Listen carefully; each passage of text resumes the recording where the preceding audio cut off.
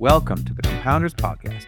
On this show, we explore the topic of compounding from various angles, including through interviews with public and private company executives, investors who focus on compounders, and newer investment firms that are building a business they hope will become more valuable over time. All opinions expressed by the host and the podcast guests are solely their own opinions and do not reflect the opinion of Devonshire Partners, LLC, or any affiliates. This podcast is for informational purposes only. It is not investment advice and should not be relied upon for any investment decisions. We are not recommending the purchase or sale of any securities. The hosts and guests may be beneficial owners of the securities discussed. You should not assume that the securities discussed are or will be profitable.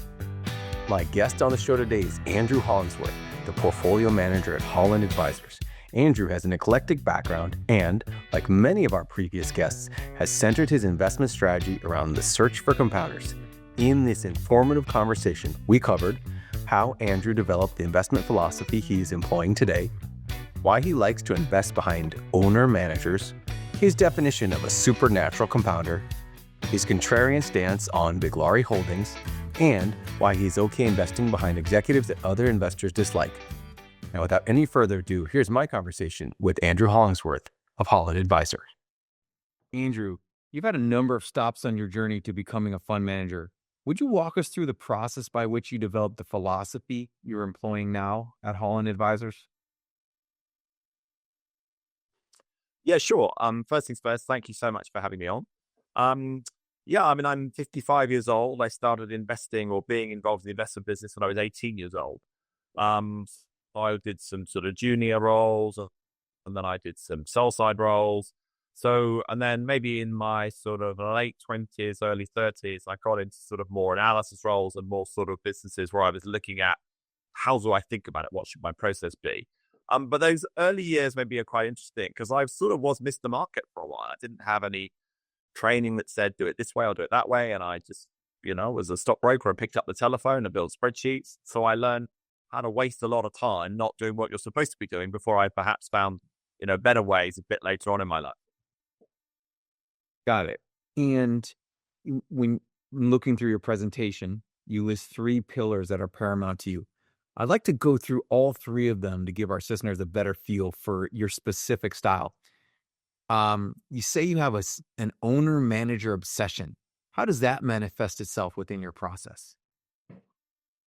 I presume by the great pillars, you're talking the 3 that I mentioned are I want to buy great companies run by great managers at great prices. Yep.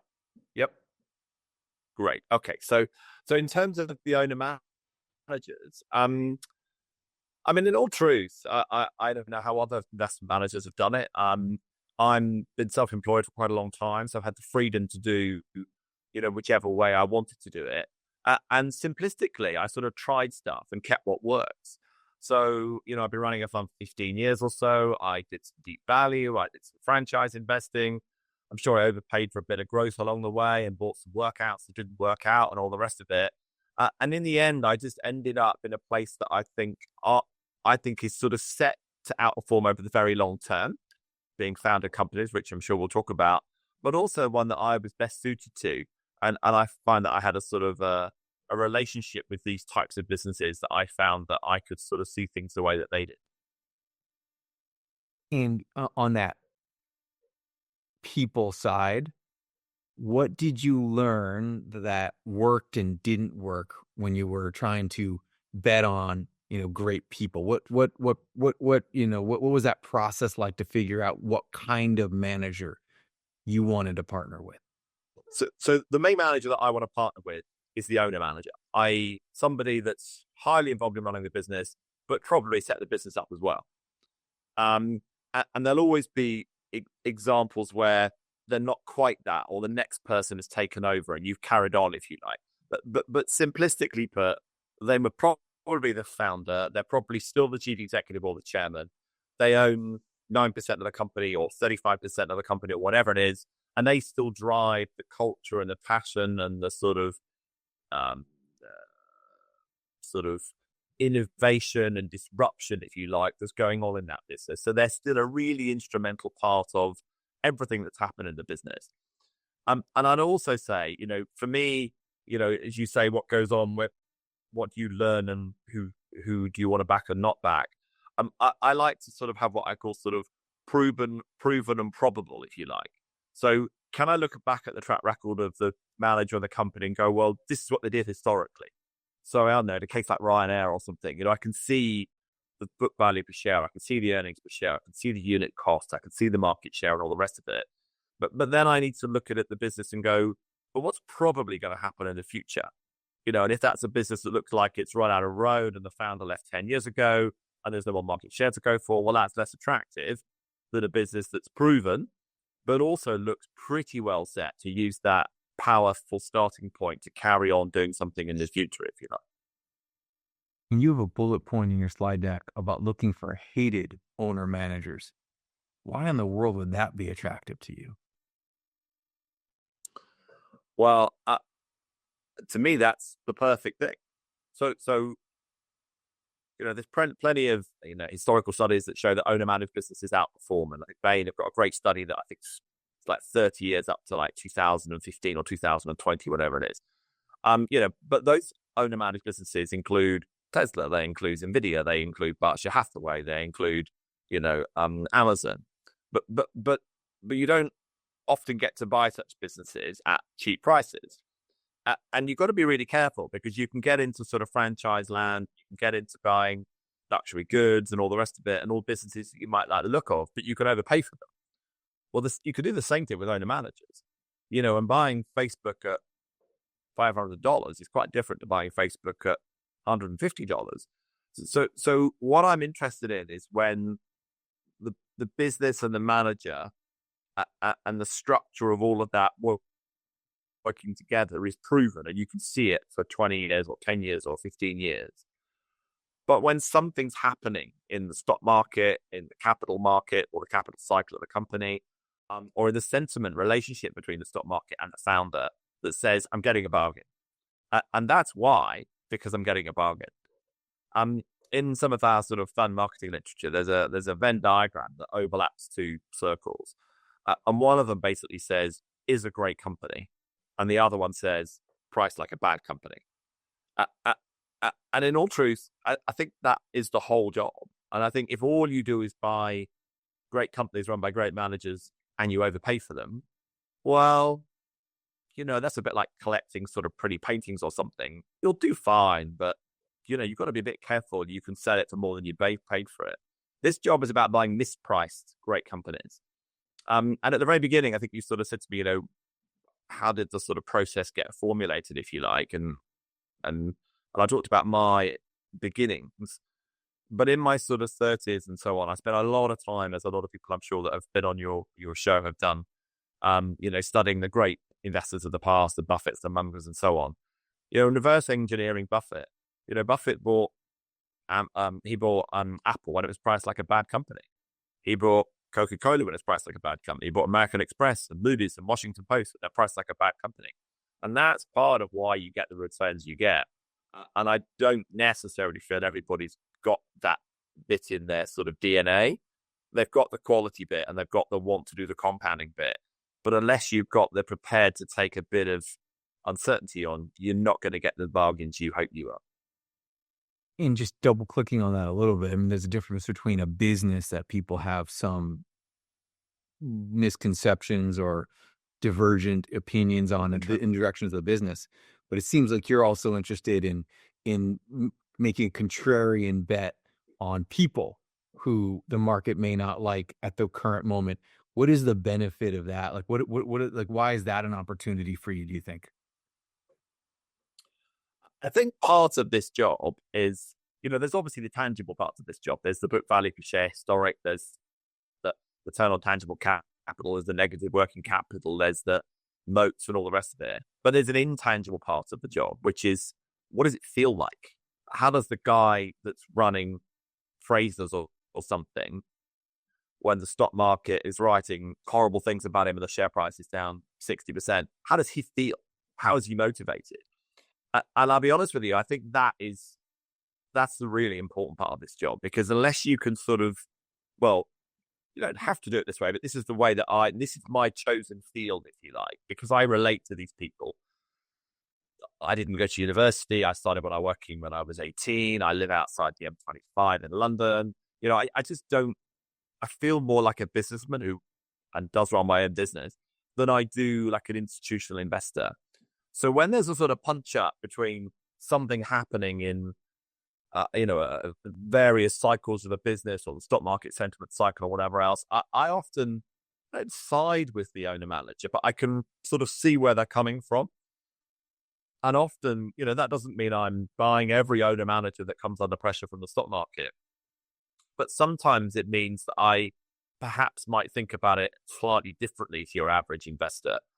And the couple of companies I've mentioned already so far, like Frasers in the UK or Meta in the States, both of which I bought, fairly near the lows of their share prices in the last 3 or 4 years, and both were really extreme points of sentiment where a previously well-proven manager was marked down and down and down and down again by the stock market, way past the point of sort of sensible analysis of what the fundamentals of the business would suggest, in a sort of irrational moment of almost hatred, if you like. And that's what I really like, is when I can look at a business at that moment in time and say, look, I just don't get why people hate this company so much when it's got X or Y% market share and, certain amounts of other, unit cost advantages or network advantages. I think it's a good segue to moving to one of your second pillars, which is focusing on good businesses as defined by ones with sustainable competitive advantages. What types of moats and competitive advantages do you tend to look for? So, and there's a great book, which I'm sure many of your, the people that come on your show and your listeners have read many times, called 7 Powers by Hamilton Helmer. And I think it's fantastic. I think it breaks down moats more than sort of the conversations that Buffett and Munger have done in the past. They list 7. I think there might be 8. I'm not going to necessarily list all of them here. But we're talking about network assets. We're talking about brands. We're talking about process power. We're talking about scale, economy share, and so on. And so for me, I want want the businesses that I invest in to have at least one of those, and maybe morphing from one into another one, whilst having an owner manager who's driving that whole process, if you like. And certainly, my ownership of Netflix, which I bought 3 or 4 years ago, or 2 or 3 years ago now, it was certainly that. This started off as a sort of disruptor business that then created a business with network power, which then created a business with scale economy shared, which it then passed on to its customers by not putting prices up and giving them great deals, if you like. So they don't, a great business doesn't have to move between them, but it's good to see them in those sort of lenses and to understand what you're buying, if you like. And the other bit I'd add to that is I think, I can't really speak for what other people do, but I think what I see in investing in general is there are some moats and sort of sustainable competitive advantages that I think are well understood and are therefore generally well priced. Sure. And they would be brands and they would be network economics. Okay. So, so therefore I don't tend to find that many opportunities in those places. I mean, you could argue we're talking in January 2025. I mean, LVMH looked interesting a couple of weeks ago, but that it's a pretty unusual situation in that regard. But I think there are types of those moats and scale and sustainable competitive advantages that are not so well understood. And I think the scale economy shared is one. I think it's really well understood when you're looking through the lens of Amazon or Costco. But actually, in the periods of time when Amazon's margins go down for a number of years on the trot, well, then the share price often goes down. And in companies like Ryanair or Wetherspoons or Jet2 that I own in the UK, they're all scale economy share businesses, but they're not looked at like a like a Costco or like an Amazon. They're looked at like a pub company or an airline or a tour operator. And therefore, if you think a company has got a model that you think is very powerful, but it's in a sector that the stock market perhaps doesn't understand as well, well, that's when your mispricing takes place. So it tends to be, I mean, one of the things I talk about when people ask me is I think this job is mostly about pattern recognition. And what I'm really trying to do is find a pattern of a business model that I've seen in one sector in one part of the world and work out whether or not I'm seeing it again in another sector in another part of the world. And most people in the stock market can't do that because if you're a Latin American banks analyst, you haven't necessarily studied Costco. or if you're a UK pub analyst, you haven't studied Amazon. And that's where the benefit can happen. And that's the sort of stuff that I think the Buffetts and the Mungers and the great investment managers of history have done, is they've used that pattern recognition around the world in different business models. Dovetailing on that a little bit, this is a podcast called Compounders. I'm curious about how your focus on compounding and that pattern recognition eliminates certain businesses that don't fit your criteria. When you're looking for sustainable competitive advantages and when you're looking for owner managers, there are certain parts of the stock market that sort of naturally deselect themselves. So, for example, there aren't many owner managers in the oil and gas sector. There aren't many sustainable competitive advantages in, let's really come up much extent and foreign commodities. I mean, I don't seek to rule out a sector or rule out a country. Or rule out a size of a company. I'm looking for specific traits, and if those traits turn up in a European mid cap, that's fine. Or if they turn up in a Brazilian large cap, that's fine. And on the other hand, you highlight companies that you call supernatural compounders. What defines such a company in your mind? Yeah, I'm glad we got into this. It's my sort of new favorite subject. We wrote a research piece, which is on the website, called In Search of Nirvana. It's not a very long piece, but it's basically talks to, try to find businesses that are, as you described them, supernatural compounders. And I suppose the way I would look at this is, if you think about sort of normal distribution curve, the bell curve, and if you think about the sort of, couple of percent that's right at the far right-hand side, and the normal distribution curve is all the companies all over the world and all the traits they've got, intangible, tangible traits, well-managed, badly managed, and so on. Well, what you really want to do in this business is, yes, you want to buy good businesses when they're priced like bad businesses, which is what we talked about. But you really want to try and find those top 2% of companies. And there's a great study done by an academic called something Bessinger, I always pronounce his name wrong, where he basically pointed out that 100% of the last 30 years of stock market return, based globally, had come from the top 2.5% of companies.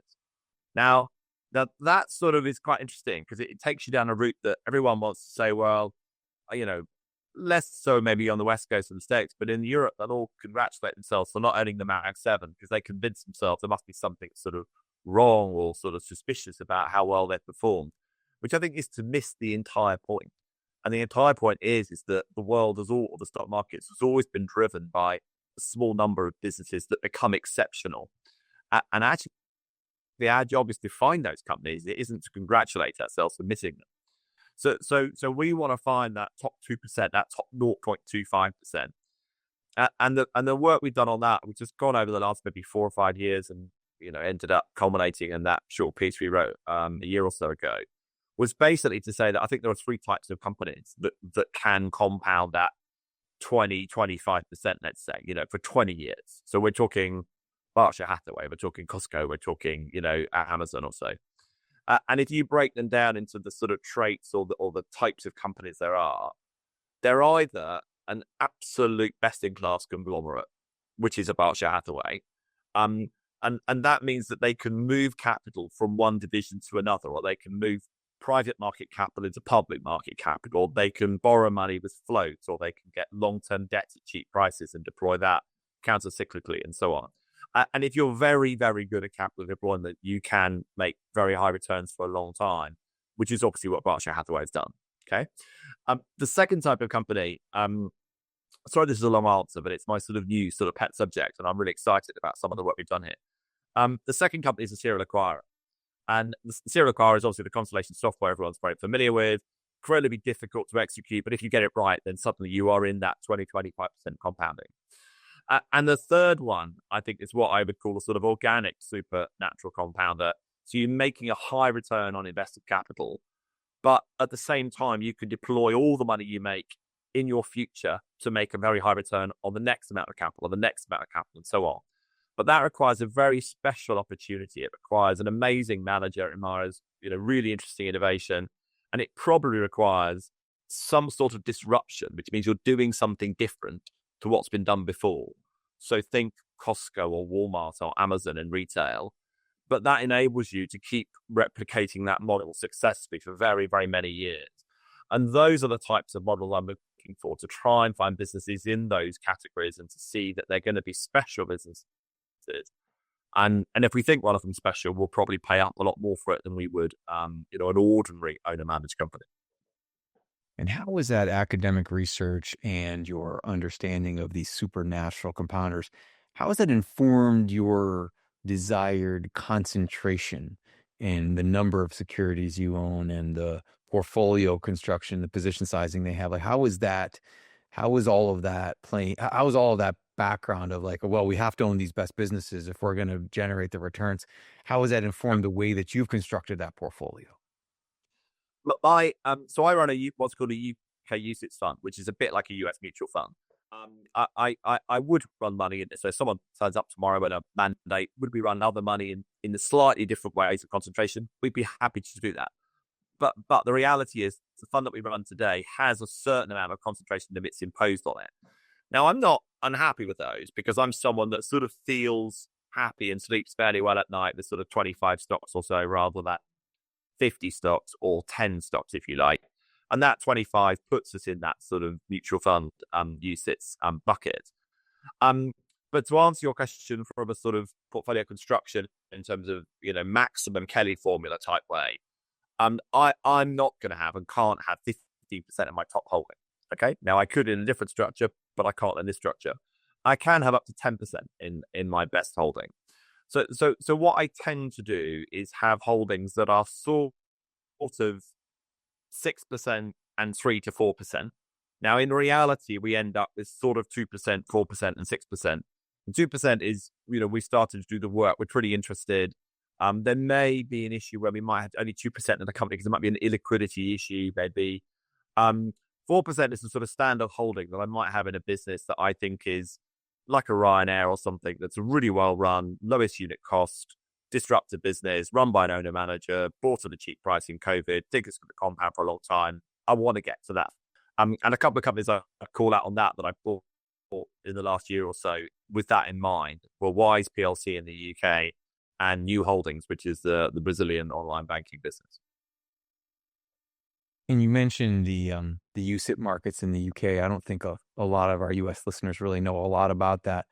And you have a partnership with a company called ValueTrack, and the fund is called HollAnd Advisors Equity Fund.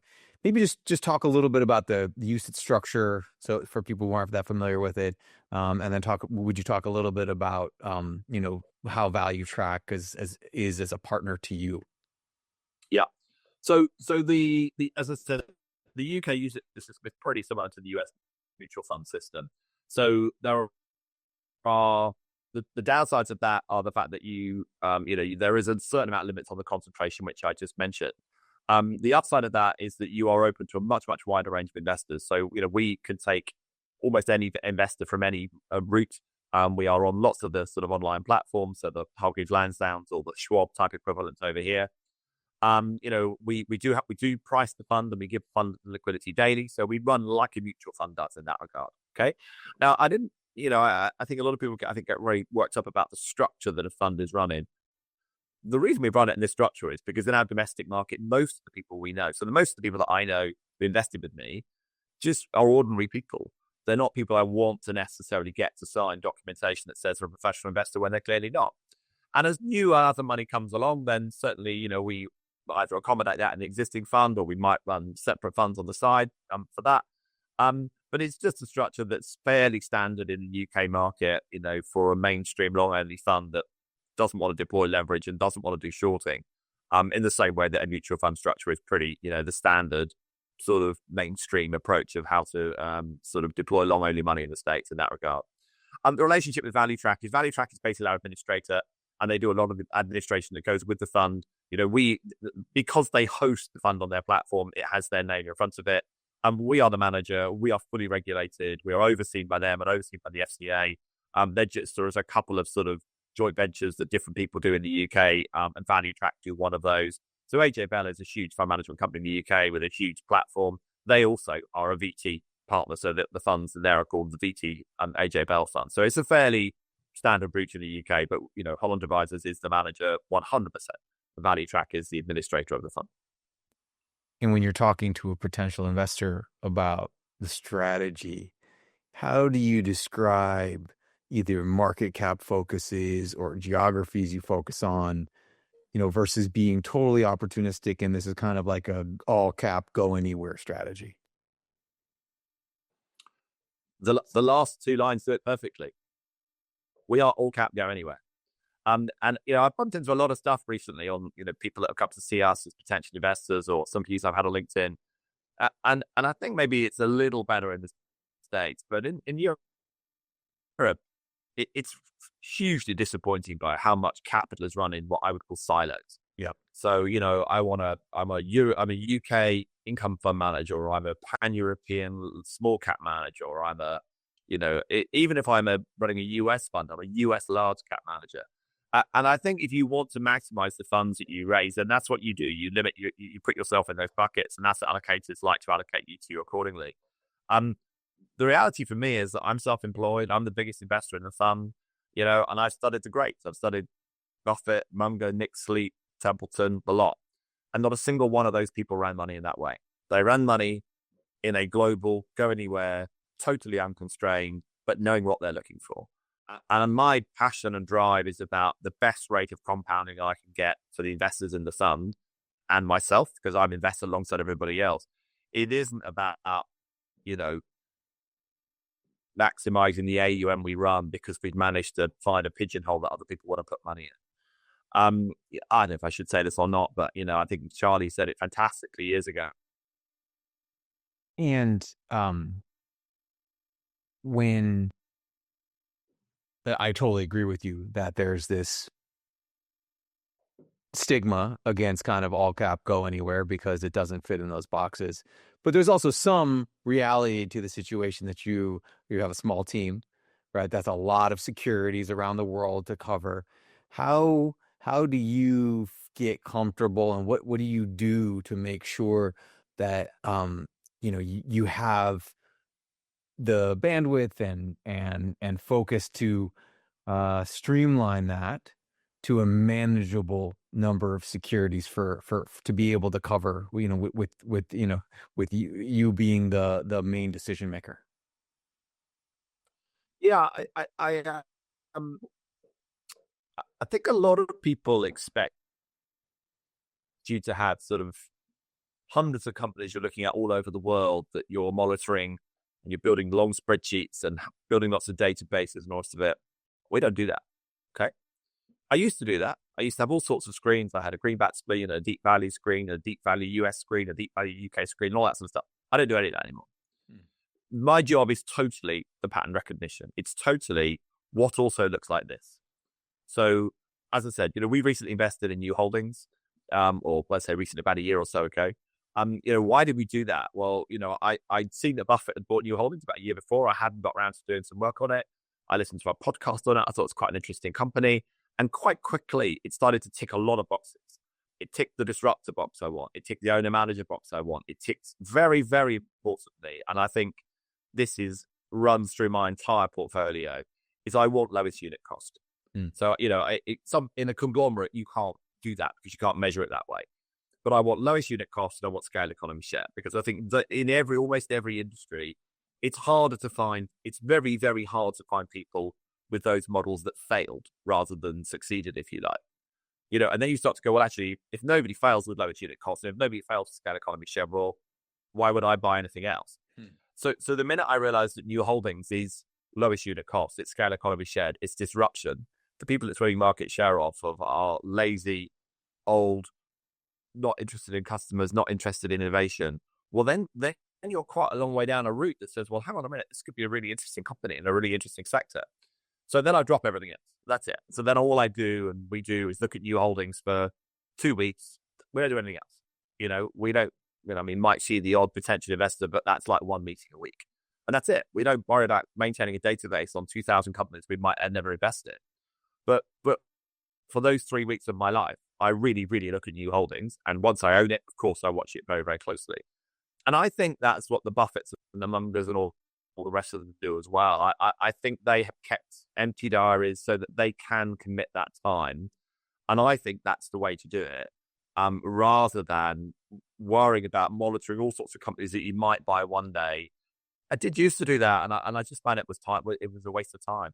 And I find I'm learning so much by studying a company like New Holdings, even if maybe I didn't then I did invest, but even if I had chosen not to invest, I studied another company that's in my area of speciality. So I've learned even more for the next time I go and use that pattern recognition in Southeast Asia or in European small cap or something. So I think this is an incredibly niche approach, an incredibly siloed approach I'm doing. It just happens to allow me to invest in companies certainly across the developed markets, if not all over the world. And in periods of time like March of 2009 or March of 2020, when you have those moments where everything looks like it's on sale, how does that approach that you're using function in that environment where there's a drinking through the fire hose moment? And to some degree, it would be nice to have that watch list. Talk to me a little bit about how you navigated those situations. I think, so to be clear, I set the fund up after 2009 and set up it in 2011. So I navigated it personally and through my writing, which can be read or on the website, but I wasn't running the fund. We were running a fund during 2020, and it was interesting actually. Again, having a free rein, and I'm not trying to be clever after the event, but I went to about 20% cash, which I've never done before, just on the eve of COVID. And the reason for that is I just felt the stock market. So a good example of being able to drop and do everything else is probably from January the 1st that year, or whatever year COVID struck. I didn't do anything else rather than look at COVID for 6 weeks. So I'd meet a friend of mine who's a doctor on February the 9th, and he'd say, well, how can we know so much about COVID? And I'm like, well, it's all I've looked at for 6 weeks. Because I don't have to do anything else. I'm my own boss, or run my own company. I don't have to report to a chief investment officer or go on a marketing trip that's been pre-planned. I can cancel things. And that was the most important thing, as we all of us know. And none of us knew how it was going to pan out. But there was just a moment and a few days when I owned things like Formula One, and I owned airline stocks, I owned banking stocks. And I thought, Jesus Christ, the stock market's not taking this seriously. And I think, being in Europe, it really took places like Italy quite badly. So I went to a 22% cash position, which I've never done before. And I did it just because I was scared, and I could see that we had no idea what was coming. So then I was in a position to sort of redeploy that. And I redeployed nearly all of that during that sort of May and June. And maybe I should have waited longer, maybe I shouldn't. But to answer the question specifically about the types of companies, what was really interesting during that period of time is, so I own both Ryanair and Jet2 in the UK, which are both airlines or tour operators. Ryanair I owned before COVID. I sold it on the eve of COVID, luckily, if you like, as we'll call it that, and then bought it back again, if you like. But Jet2 I didn't own. I'd owned it many years before. I knew the company really, really well, and then COVID hammered it, so I bought the shares back again. But what's really interesting in those two companies, okay, not only did they survive, they became much stronger because their competitors failed. But crucially, a lot of that was down to the fact they are run by owner managers. So they went in with better balance sheets. They went in with a slightly more cautious approach. They looked after their customers. They looked after their suppliers better than everyone else did. So TUI, it's a tour operator competitor of Jet2 in the UK, didn't pay the Greek hotels for 12 months after COVID. 12 months, which is their suppliers. And then, funnily enough, when the market opens up again, the Greek hoteliers aren't quite so keen to be listed on TUI. They want to be listed with Jet2. And so aligning with people who have got skin in the game, who will lose everything, and I mean everything, that they've built if something goes wrong, it doesn't mean you don't have dilution. It doesn't mean that things can't go wrong. I mean, they shut the pubs in the UK for the first time in 220 years. You wouldn't have expected that to happen. But it does mean that you have got someone sitting alongside you trying to make the business survive. And there are other businesses in the UK, so Young's as a pub company, or EasyJet as an airline, which are competitors with the companies that I owned at the time, had very dilutive rights issues or capital raises. And I would argue part of the reasons why they were so dilutive is because the chief executives that were raising that money didn't really care very much about dilution because they weren't shareholders. So I think you can make a lot of money with owner managers in good times when they're running the business well and innovating and using their low cost base to disrupt. But you can make or lose, protect your capital even better in a downtime because they're sort of an unseen hand thinking about things that could go wrong way before even maybe you might have done. And when you found one of these supernatural compounders, what is your desired hold period? Forever. If I buy a business that I think can compound at, let's say, 13 to 15% per annum, and I buy it on a low multiple, I might sell it. If it gets the, I don't know, 16, 17 times earnings, I'm making numbers up, but for the sake of argument, let's say. I bought East West Bancorp 2 or 3 years ago, or a couple of years ago when it got sort of thrown out with all the West Coast bank issues. And it's now probably about a fair price, but I bought it at about half this multiple. So it's now a stock I could sell it if I wanted to, if you like. But I think if you're buying a business like Wise, or you're buying a business like New Holdings, or if you were buying Berkshire Hathaway 30 years ago, the worst you could possibly do was sell that stock just because it got a bit expensive. So that's why I've tried to disaggregate those companies from the rest of the portfolio to say to myself, these could be very special companies. So pay up for them a little bit if you think it's worth doing at the starting point. But whatever you do, try not to sell them. And how do you think about valuation? Like what is the mechanism for making sure that that there's still a margin of safety in these businesses, or is the compounding and the returns on capital and the growth, is that the margin of safety you're focused on for these supernatural compounders? I think about what is my most likely growth in intrinsic value.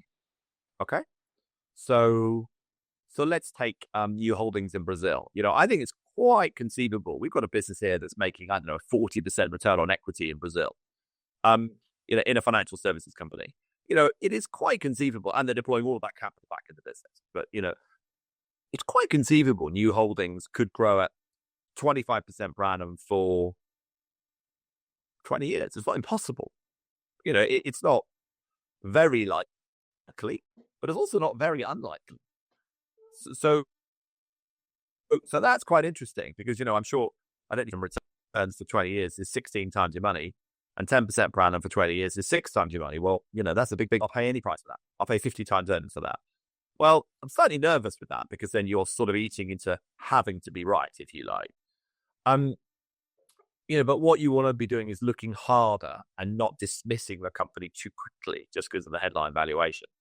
So in New Holdings case, it's basically got an average ARPU of the customers with it, but that average ARPU is a function of customers it's just taken on, or customers it's had for 2 or 3 years. So it's not unreasonable to say if the business slowed down, then the average ARPU of the business would pick up as everyone just gradually matured.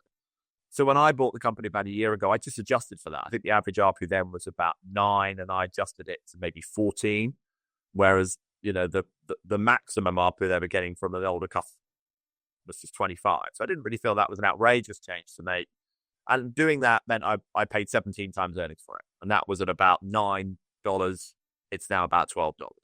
So for a business that's ultimately growing at, I think, has a chance to grow at 25% per annum, I thought that was a bargain price to play. Okay. So that's the way I thought about it. It's not, there's no mechanics to that.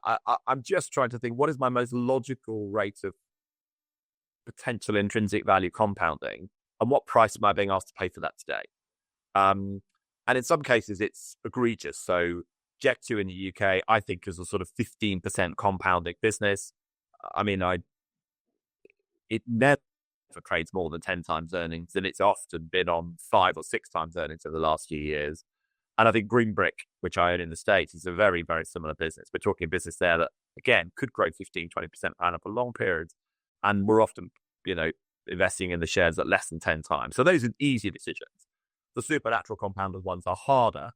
But, you just got to dig and make sure you think you're getting some form of margin of safety in absolute terms. against the compounding that you think you're most likely to get. And do you have some parameters regarding how big a percentage of the portfolio the supernatural compounder should be versus, I don't know, more of a traditional compounder? I mean, because the valuation aspect would make me think like, yeah, you're paying a little more for those. And so maybe you don't want to go into a, 2022 situation where a lot of really growthy companies gotten very expensive, and even really talented managers, had a down 50, down 60% year. So I'm just curious if there's any guardrails that you have regarding those supernatural compounders, given the valuation potential constraints there. If I find 25 supernatural compounders, that's all right. And then then the fund itself might compound at 20% per annum. Okay. Yeah. And if I have to come in 1 year and say we're down, we were down in 2002, we were down 22%. But in 2023, we were up almost 40. So, I'm a Buffett Munger view on that. It's like, well, if you say to me, well, this could be 16 times the money in 20 years, or I'm going to invest in that. And actually, you need to educate the investors that you've got that might come with a bit of volatility. What tends to do it is because I have some diversification in the portfolio structure I've got today, I can't just put all of the money into 3 compounders that say Buffett or Nick Sleep would do, supernatural compounders. But if I found 20, why not? Yeah, fantastic.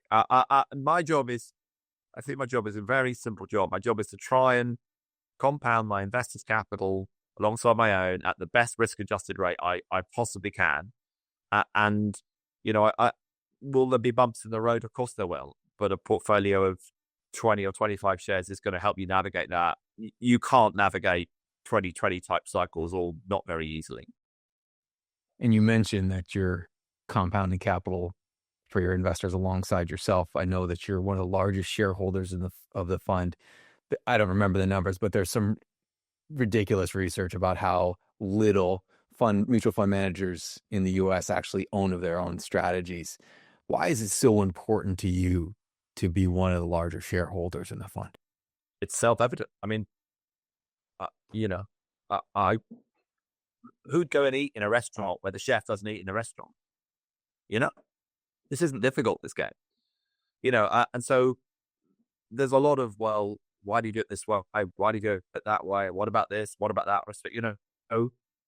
That same way that I look for comfort to a Michael O'Leary who owns 9% of the company going into one of the worst airline downturns of history, it doesn't mean that he will definitively save the company. He will definitively protect mine and my holders' capital, but he'll probably die trying.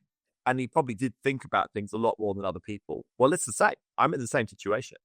And frankly, I just don't understand why other fund managers invest in businesses where there isn't somebody with that focus of attention, or frankly, why the end investors invest in managers that don't have that. I don't get it. I that's not something that's way outside my circle of competence. And there's one of your holdings that I wanted to discuss, which is, as of December, Biglari Holdings, which is about a $700 million market cap company here in the US. That was your largest holdings. And, I get a sense, from the Berkshire crowd and the value investing crowd that the owner operator there has somewhat of a controversial personality and maybe reputation. So I'm just trying to get a sense of like what you see in that, not only the business, but also the person, owner operator there, that you think makes it worthy of being a top holding. Now, you see, this is where half of your listeners will turn off because they'll think I'm medically unstable to invest in Biglari Holdings. I think Biglari is a perfect example of what I'm trying to do. This is an example of where the rhetoric around a company, mostly from people who've never read a report and accounts of the company and never been to a shareholder meeting, or certainly not been to a recent shareholder meeting. And I'll make an analogy with you, which is, everyone's heard of Warren Buffett, everyone's heard of Prem Watson, everyone's heard of Lee Lu or whatever else. Some people have heard of Henry Singleton, some haven't. Okay. But the interesting bit about Henry Singleton from Teledyne is that he is seen, even by Buffett and Prem Watson, as being the greatest capital allocator that ever lived. Okay. Now, when you read sort of studies of Singleton now, 50 years later, it's all written about what a brilliant job he did and all the rest of it. There's a couple of very interesting studies done about him at the time. He was a very unpleasant man, by all accounts. Didn't help anybody understand his company whatsoever. He properly aggressively bought his shares back when they were on sale, when no one could understand what's going on at the company. And then he aggressively issued shares by other companies when they were overpriced. So I think arguably Henry Singleton was just as disliked as Sardar Biglari is today. But that's not the view of people that haven't been to the annual meeting and haven't read the annual lectures of the company. Okay. So the other thing about owner managers is you have to want that person to run the company. And I mean, really run the company. If you start trying to tell them how to run the company, or if you want someone that owns 5% of the company to take the company over and break it up into small pieces, you're not really backing the owner manager, because the owner manager will fight tooth and nail to defend his relationship. Sardar Biglari did, whatever it was, 10 years or so ago. He fought off various sort of attacks on the company, and that's what made him ultimately unpopular. I would say anyone that hates this company needs to sit down and read the letters of the company. They need to look at things like the combined ratio of one of the insurance companies that he bought 10 years ago. The combined ratio of one of their insurance companies is, for the last 25 years, the average combined ratio is about 78%. You can't find another insurance company in the world that's got a combined ratio like that. Okay. The other thing I would say is that it's the conglomerate structure is a copy of Berkshire Hathaway, not accidentally. And it's an exact structure of the sort of thing I look for in super compounders, by taking the money from the operating business, investing it in Ferrari, which he did, or invest it in something else. And the other thing that someone like him can do, who isn't constrained by certain sectors or geographies, a bit like myself, is he can do what he likes. So if he wants to buy Ferrari, he could buy Ferrari. If he wants to buy Tiffany, head of a merger arm of it getting taken over, he can. If he wants to take over a whole insurance company, he can. Or if he wants to buy an oil company out of bankruptcy, when he was the only buyer and there was a full seller, when he bought Braxis a year ago, he could also do that. And the ability to do those things, if you are a great capital allocator, and I think he is, let's say at this stage, he's got a chance of being great. He's definitely very good capital allocator. Means that you can start to get into that super compounding league. So there's some stuff that, we'd always maybe hadn't happened, and turnarounds that have been carried on being better. But business is messy, and businesses run by owner managers is messy. The last thing I'd say to you is on margin of safety. So earlier on, you talked to me about how do I find a margin of safety in different businesses. This is a really good example of the margin of safety. So you said to me, how do I feel about Biglari Holdings in your introduction? Market cap 700 million. The market cap isn't 700 million. This company owns almost half of itself in its treasury shares. So the market cap, when you adjust for that, is $300 million. The unlevered shareholders' equity, and there is no leverage in the business, is about $600 or so million. So even if he's useless, you could probably break the business up tomorrow and make twice your money. And I think he's far from useless. So what I think he's, in terms of, I look for three things. I look for businesses that are great operators, great generators, and great allocators of capital. And his allocation of capital so far has been absolutely, remarkable to see in terms of the scale of the buybacks that he's done. Even over Christmas time this year, he's bought back another sort of 3% of the company. And too many people don't even bother to work out what the adjusted market cap of the company is when they are analyzing the business. You just picked it off of Bloomberg or Capital IQ, which is fine. But the fact that those companies aren't adjusting for it shows you where you can get to in terms of the margin of safety you can get if you do the extra work and dig into a company, which is what I hope we've done in Biglari. Thank you for that. I think that will be a very contrarian perception, which is why we're here, to talk about people with different perceptions on businesses that people are familiar with. The other thing lastly I would say about, I'm sorry to interrupt, the last thing about Biglari, which I think is helpful to people, is people can have opinions on particularly charismatic and powerful managers, having never met them. And Biglari used to have his annual meeting in New York. He used to bump into all sorts of activist type people. It was a very aggressive, confrontational affair. Everybody hated everybody. It was a terrible thing. he now has them in San Antonio, which is his hometown. And he's polite, he's calm, he answers questions all day, he's very relaxed about the business, he's very open, very candid. And I think you see, that's what that individual is like. But if you don't travel to San Antonio, and there's only about 10 of us that do, you don't get to see that. So you don't really know what this individual is like, and you're sort of judging it to be some sort of heinous sort of corporate sort of outlier, when actually he's nothing of the sort. It's just a man trying to allocate capital well, following some brilliant inspiration from the likes of Singleton and Buffett.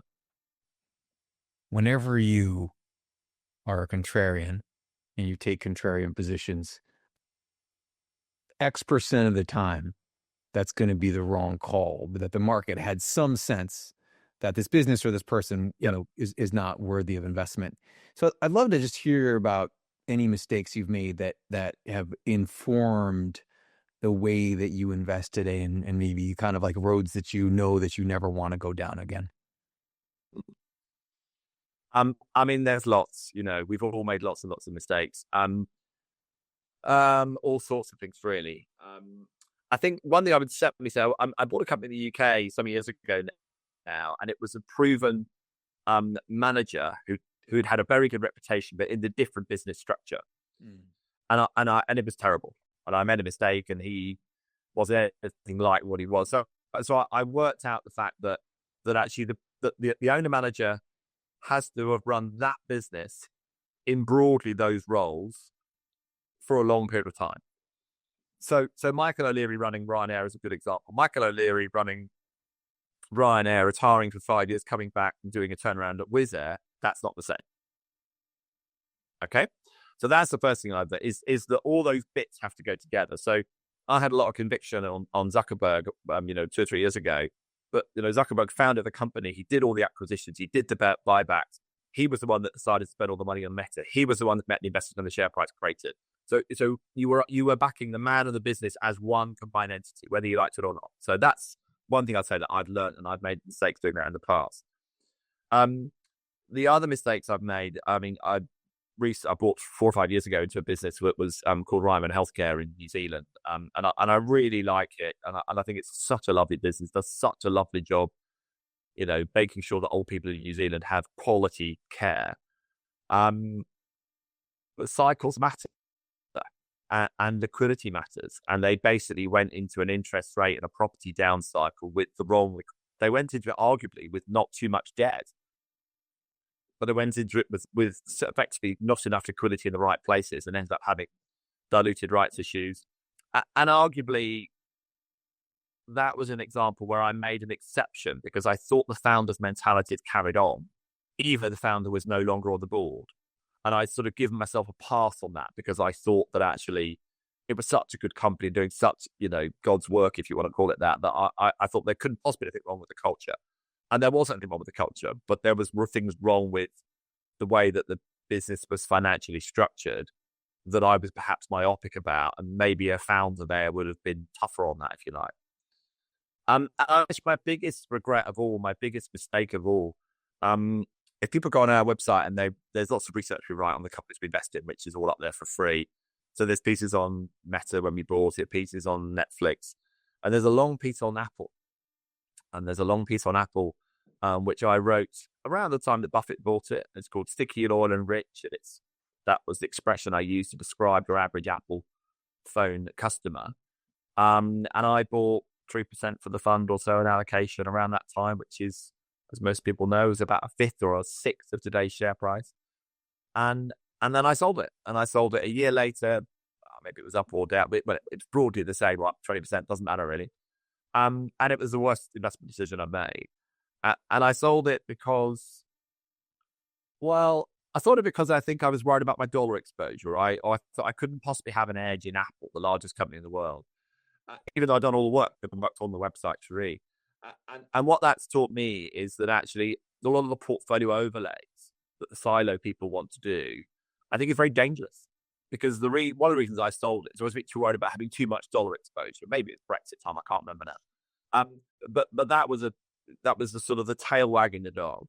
And ultimately, earlier on, you said to me, about how many supernatural compounders do you want? And I said, all of it, whole portfolio. If we can find 20 or 25 businesses that are the Netflix or the Metas or the Apples of the 5 years ago, whatever else, or the new banks or the Wises coming forward, we shouldn't worry too much about 2022. We shouldn't worry too much about dollar exposures and all the rest of it, because those businesses will be exceptional. They'll be those top 2%. So that's just an example of the mistakes I've made. But like most people on this podcast, well, I'll admit to you, they've made plenty. Thanks for sharing all of that. I'd love to close with the two questions that we ask almost all the managers we talk to on this podcast. The first one is about what success looks like to you. So if we're having this conversation again in 7 years, how would you define success at HollAnd Advisors?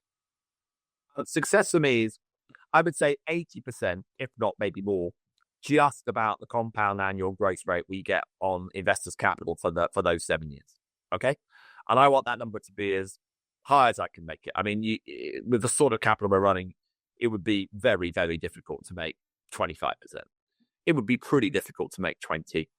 It's not impossible to make 50, it's pretty, or 60 maybe, and I'd be pretty disappointed if we were in the 8s and 9s, but I think the sort of companies we're getting now, the sort of businesses we're finding, the sort of pattern recognition we're doing, I think, good, mid, high teens is possible. And that's what I want to do. That's what I spend, the vast majority of my time. A little bit, the other 10%, 20%, would I like to run more money? I would. And not necessarily just for the vanity of it. I think, I've worked as an independent company for a very long time. And I think there's a little bit of social proof of saying, actually that lack of silo approach, that go anywhere approach, that back the owner marrow approach, we agree, Andrew. We think this is working. And actually, much as I'll never run more money than I think I could deploy carefully, I think running a bit more would just be a nice sort of recognition of, we agree with you, if you like. Sure. But predominantly, it's about that investor IRR. That's what I'm really interested in. Yeah, well, you're running a business as well, right? There's two aspects. There's the investing side and the business side. And so I like the balance between an investing goal and a business goal, because I think you can't separate those two things unless you're a family office or just running your old money. Well, Andrew, this has been amazing. Let's close with the question we ask all of our investment manager guests. What is the most underappreciated aspect of the investment opportunity in front of HollAnd Advisors today? I'll do it by example, maybe, actually. I think it's worth people going away and just spending some time thinking about what happened to the Meta share price 2 to 3 years ago. Because this is not Ryanair, it's not Jet2, it's not some tin pot company that no one's ever heard of. It's one of the most liquid, well-analyzed companies in the world. And arguably, we ended up at a sort of bizarre sort of spiraling of sentiment towards the business. And I think the reason I give that as an example is I think that is happening all over the world in small companies, mid-sized companies, whatever else. And it's usually happening when a founder and a stock market come head to head. And we've written lots of pieces of research on this. So I won't go through it in detail now because we're summing up. But I just think that cross message, that on different time frames, on different wavelengths, I think too many investors build a nice model about Meta's free cash flow and its growth, and when it doesn't work, they just, oh my God, and they sell the shit. And that is a wonderful opportunity for an investor like me who wants to back those people and look through some of those time frames. And I think that is the fact that still is happening with that scale, with that volume, with that transparency in a business the size of Meta, that shouldn't really be happening anymore. If you think about where the Buffett and Munger all the years have gone, the efficient markets and all the rest of it. So that gives me a lot of excitement that I just need to find 3 or 4 stocks like that a year where they're either mispriced for their future compounding or they've been absolutely thrown out by the stock market on a sort of sentiment-related or cycle-related issue. And that's me set for 20 years of compounding if I can find 3 or 4 of those. Well, Andrew, this has been an incredible summary of the philosophy, the process, your contrarian nature, your willingness to go into situations that other people, I think, whatever for sentiment or perception reasons are not willing to go through. I think I think people will take a lot away from the way that you've been able to be successful over time. And I hope that as you're, thinking about building your business, that this opportunity to talk to me is helpful in all of that. Thanks so much for being on Compounders. Thank you so much for sparing the time. Then it's been lovely chatting with you. We've really picked out some interesting points. Thank you. Thank you.